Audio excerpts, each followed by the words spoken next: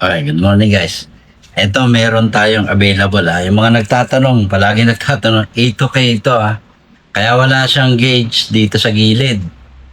Yan. Wala makikita niyo walang gauge, butas lang. Ayan.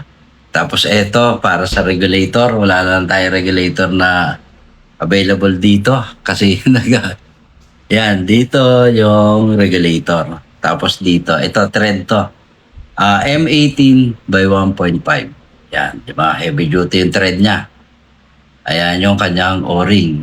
So ayan, wala siyang gauge kasi 8 ito Ayan. Para sa sure siya, 0.38 na tank, yung magaan na pabilog yung dulo. Ito.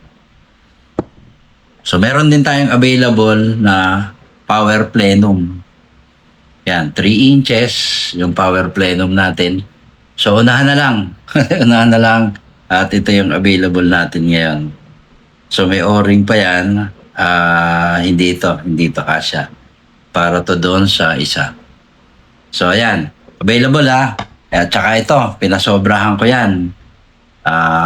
Available ngayon yan. Paunahan na lang kung sino unang makausap ko. Yan, sa kanya na to. Ayan.